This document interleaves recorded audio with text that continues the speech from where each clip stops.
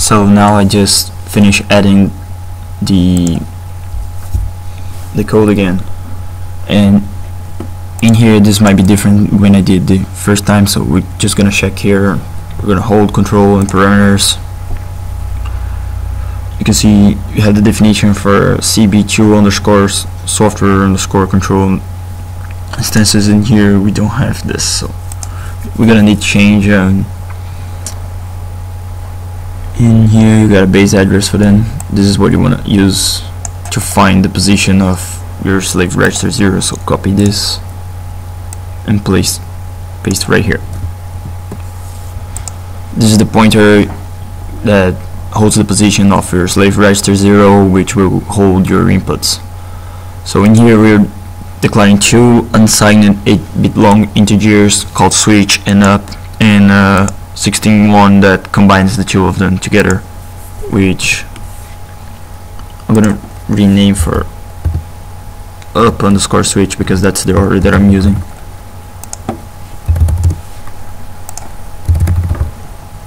So pretty much what we're doing is we're spinning 8 bits to the left, the up one, and we're doing an OR operation bitwisely with the switch. So you have your XGPIO and your XGPIO configuration, something that we've done in the first one. You got a status to monitoring this initialization.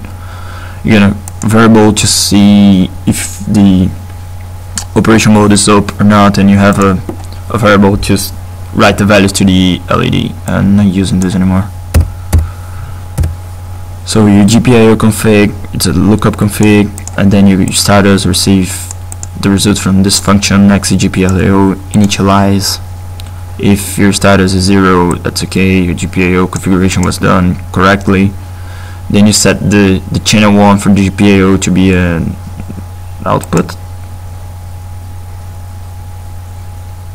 And now we're gonna see if they're operating in up or down direction. You scan this. If it's the case that is 1, your up receives a value, otherwise your up receives another value. If you're moving this, then we're just gonna move the switch up. We're gonna update this variable here, switch underscore up, which should be, we changed the name for up underscore switch to up. It's been 4 bits to the left, and the switch on the bottom, this is an OR bitwisely operation. And then we're gonna store this value on the slave register 0. Then we're gonna move the switch back, update this variable, update the slave register 0. Then we're gonna print the counter result here, where slave register 1, and the LED value will be exactly what we held here. And then we're gonna write them to the LEDs. And that's pretty much what our program is doing. So we're just gonna save this now. Yeah, we got an error here. This variable doesn't exist anymore. It's up underscore switch. I'll probably have the same error here, so just gonna save myself some time and do this right now. You don't have this here either. So save again. Look for some errors. Yep, nothing.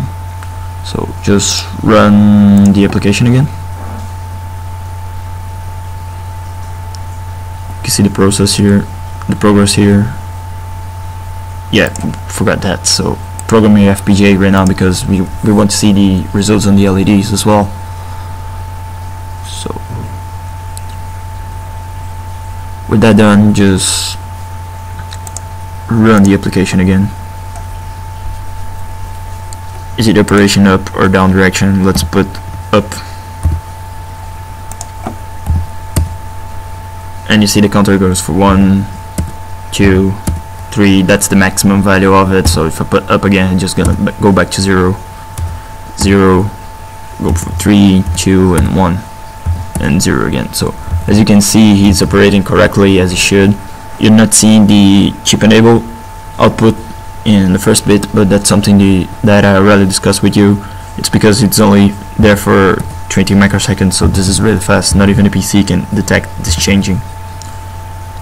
So that's it for the results on the console. I don't think I'm gonna do a video, but if you look at the Zyble right now, you see the LEDs triggering up and down. They'll be lighting up as you have the number on it. And that's it for application 2.